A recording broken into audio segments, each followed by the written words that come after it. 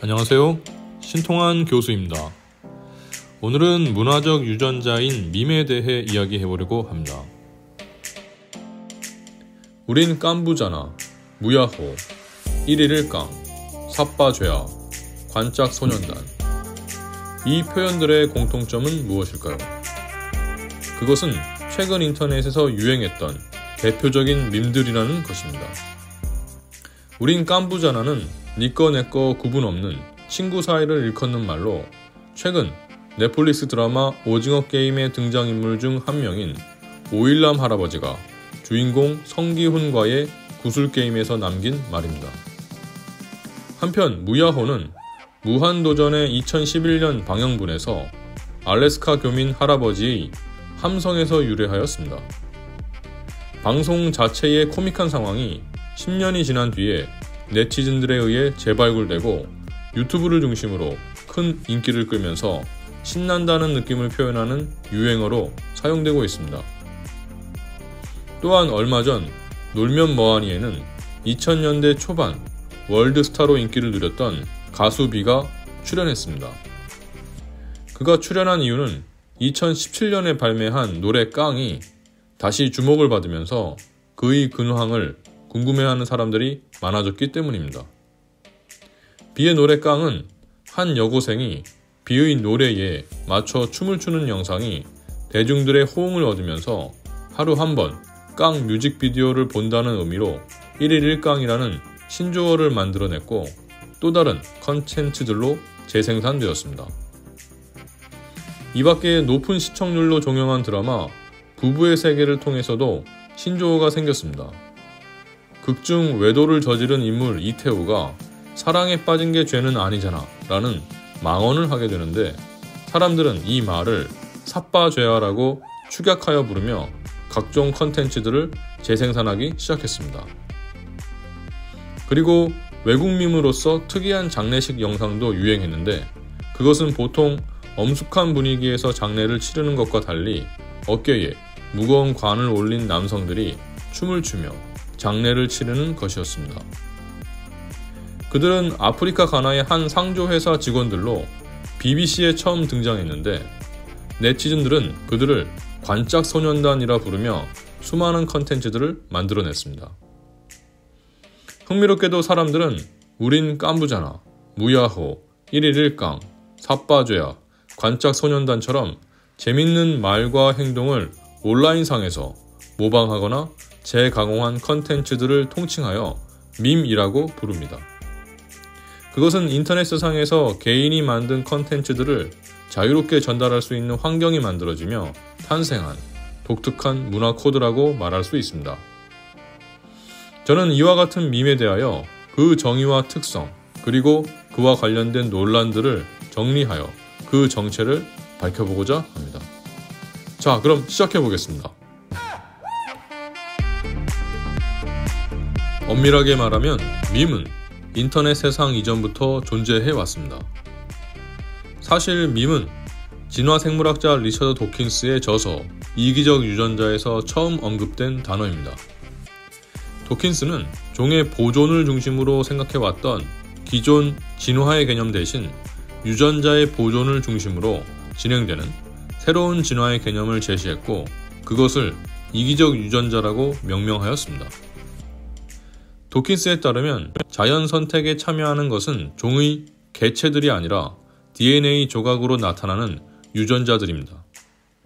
이와 같은 그의 이기적 유전자 이론은 생물학적 진화의 초점을 적응을 잘한 개체가 아닌 적응을 잘한 유전자로 옮겨 놓았다는 점에서 획기적이었습니다. 그런데 도킨스는 여기서 한 걸음 더 나아가 문화적 진화를 언급하면서 문화적 유전자인 밈에 대해서 말합니다. 밈은 모방을 뜻하는 그리스어 미메시스와 유전자를 뜻하는 쥐인의 합성어로서 문화의 전달이 모방과 같은 복제 과정을 거쳐 이루어진다는 것을 의미합니다.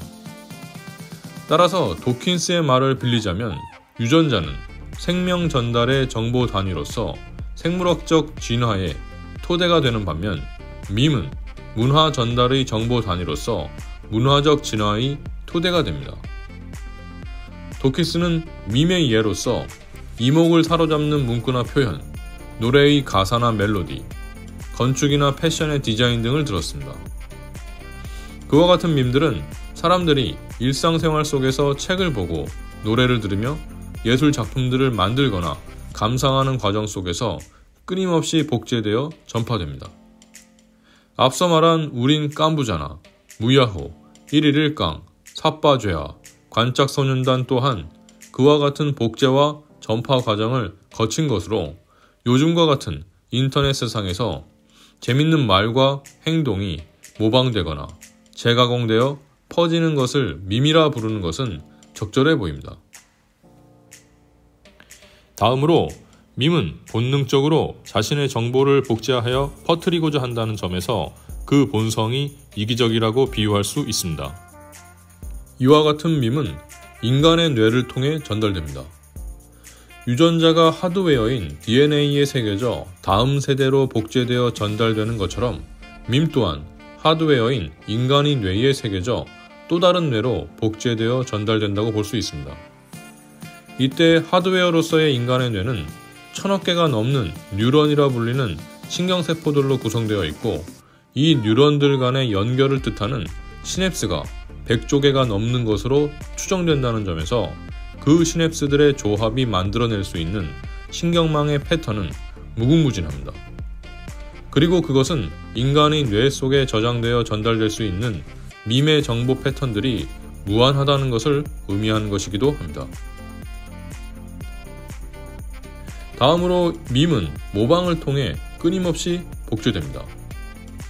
도킨스가 밈의 전달 방식을 모방이라는 단어로 표현한 것은 최근의 연구 결과들을 볼 때 적절해 보입니다. 몇몇 연구들은 모방 능력이 선천적인 것으로 우리 뇌 안에 생물학적 기제로서 거울신경계가 있다고 말합니다. 거울신경세포는 1990년대 이탈리아의 과학자들이 원숭이인 뇌에서 발견한 것으로 다른 개체가 하는 행위를 관찰하고 따라하는 과정에서 활성화되는 신경세포입니다.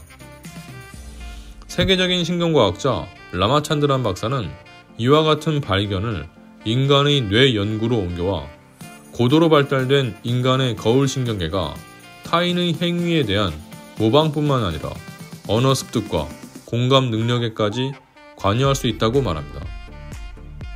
이렇게 볼 때 밈 연구자들이 밈을 모방을 통해 전달되는 문화적 진화의 유전자라고 말하는 것은 일리가 있습니다.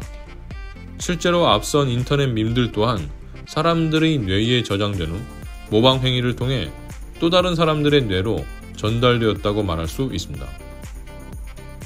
결과적으로 이와 같은 밈 전달은 밈의 이기적 본성과 직결됩니다. 진화란 다양한 개체가 출현하고 그중 생존에 유리한 개체가 자연 선택되어 그 유전자를 이어나가는 것을 의미합니다. 이를 밈에 적용하면 다양한 밈들이 출현하고 그중 생존에 유리한 밈만 선택되어 그 정보를 이어나가는 것으로 이야기할 수 있습니다. 흥미롭게도 이때 유전자가 세대에 걸쳐 복제되어 유전되는 과정에서 변이가 일어나고 자연 선택되어 살아남는 것처럼 밈도 복제되어 전달되는 과정에서 변이가 일어나고 환경에 적합한 것만이 선택되어 살아남는다고 볼 수 있습니다. 다만 밈의 경우 인간이 뇌로 침투된다는 점에서 유전자와는 비교할 수 없을 정도로 빠른 변이와 선택이 일어납니다. 예를 들어 비의 노래 깡의 경우 2017년 발매 당시에는 시대에 맞지 않는 노래와 춤으로 대중들에게 외면되었지만 몇 년 후 한 여고생의 깡을 소재로 한 영상을 시작으로 수많은 밈들이 변형, 재생산되었습니다.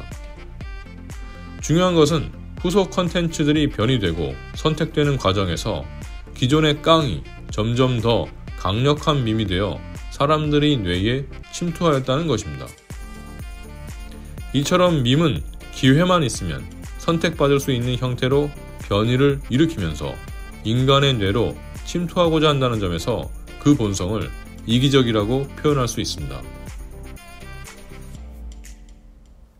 마지막으로 학자들 사이의 밈을 둘러싼 논란도 있습니다. 아직 밈이 무엇으로 이루어져 있는지, 어디에 존재하는지를 과학적으로 명확하게 정의 내릴 수 있는 사람은 없습니다. 밈의 존재는 아직 가설에 불과하고 밈 이론은 정립되지 못했으며 밈이 전달되는 인간의 뇌는 아직도 미지의 세계입니다. 그럼에도 불구하고 각각의 유전자가 유전자 풀 안에서 생존을 위해 복제, 변이, 선택의 과정을 거치는 것과 마찬가지로 밈 또한 인간의 뇌 안에서 복제, 변이, 선택의 과정을 거칠 것이란 가설은 무시될 수 없습니다.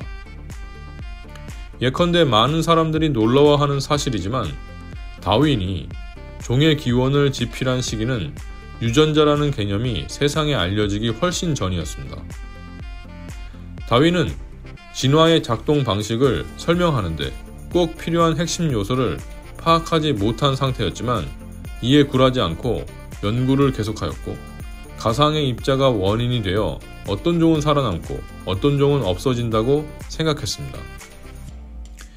당시 다윈은 그 가상의 입자를 제뮬이라고 불렀고 우리가 지금 유전자라고 말하는 것이기도 합니다. 이와 같이 추측에 기반을 둔 다윈의 학설은 당대에는 하나의 가설에 불과한 것이었습니다. 하지만 종의 기원이 1859년 출간되고 수십 년이 지난 후 그와 같은 상황은 반전되었습니다. 1900년대에 들어서 체코의 수도사 멘델의 유전 법칙이 인정받았고 1950년대 왓슨과 크릭이 DNA 이중 나선 구조와 복제 메커니즘을 밝혀냈기 때문입니다. 이처럼 생명체의 역사를 진화론적 관점에서 이해한 다윈의 통찰이 당시에는 터무니없게 여겨졌지만 이후 가장 강력한 이론이 된 것처럼 문화의 역사를 진화론적 관점에서 이해하는 밈 또한 그 존재와 복제 메커니즘이 앞으로 밝혀질 가능성은 있습니다. 다만 유전 물질 및 복제 메커니즘을 밝히기 위해 X선 회절과 유전자 재조합 기술의 발달, 그리고 수많은 동물과 세균 실험이 수반되었던 것처럼 밈의 존재와 복제 메커니즘을 밝혀내기 위해서는 그에 걸맞는 이론과 기술, 그리고 수많은 실험이 수반되어야 할 것입니다. 하지만 인간이 뇌 안에서 벌어지는 현상을 실시간으로 확인하고 실험한다는 것이 가능할지는 모르겠습니다. 다음으로 밈을 바이러스에 비유하는 것과 관련된 논란도 있습니다. 프로그래머이자 밈 전문가인 리처드 브로디는 자신의 저서 마인드 바이러스를 통해 밈을 위험하고 유해한 일종의 바이러스에 비유합니다. 특히 그는 인간이 생물학적 진화의 결과물이므로 생물학적인 본성과 관련된 밈이 더 잘 전파된다고 주장합니다. 그에 따르면 인간은 싸움, 짝짓기, 먹기의 강력한 욕구를 가지고 있으므로 이것들을 이용한 밈이 더 잘 전파됩니다. 실제로 이 유튜브 플랫폼 안에서도 정치 권력, 19금, 먹방과 같은 컨텐츠들이 더 큰 인기를 얻고 사람들의 클릭을 더 잘 유도하고 있다는 점에서 브로디의 말은 설득력이 있어 보입니다. 한편 도킨스는 종교를 바이러스에 비유하기도 합니다. 그에 따르면 사람들은 종교를 믿을 때 다른 사람으로부터 들은 이야기를 믿고 세대에 걸쳐 전파하게 되는데 이 과정에서 진실이 무엇인지 묻지 않고 맹목적으로 믿는 경우가 많습니다. 그는 이것을 바이러스가 자신의 생존과 번식을 위해 숙주의 몸을 이용하는 것에 비유하며 이슬람교든 기독교든 광신자들이 각자가 믿는 종교 밈의 숙주가 되어 있다고 말합니다. 예를 들어 2011년 7월 22일 노르웨이에서 일어난 테러 사건의 범인은 아네르스 브레이비크로 기독교 광신자였습니다. 브레이비크는 77명이나 죽이고 나서도 자신의 행동이 이슬람 세력으로부터 기독교 유럽을 구출하고자 하는 정당한 폭력이었다고 말합니다. 2001년 9월 11일 미국의 세계무역센터를 테러한 이슬람 무장단체 또한 그들이 신이 기뻐할 일을 했다고 믿었습니다. 이와 같은 일들을 볼 때 기독교와 이슬람교를 비롯한 종교 밈들이 생존과 번식을 위해 사람들의 뇌를 장악하고 경쟁 밈들이 장악한 사람들을 파멸로 몰아넣었다는 점에서 도킨스의 말은 설득력이 있어 보입니다. 도킨스는 여기서 더 나아가 종교 밈이 악성 바이러스와 같아서 인간의 마음을 전염시켜 서로 미워하게 하고 전쟁을 일으켜 인류를 살상에 이르게 하는 악의 축이라고까지 말합니다. 하지만 종교인들 뿐만 아니라 과학자들까지도 이와 같은 그의 발언이 비이성적이고 종교의 순기능까지도 일방적으로 부정할 뿐만 아니라 진화론과 무신론을 무리하게 연결시킨다는 점에서 그가 비난하는 종교 밈의 비이성적 전파와 별반 다르지 않다고 비판합니다. 우리는 지금까지 밈의 정의와 이기적 본성, 그리고 그와 관련된 논란에 대해 이야기해보았습니다.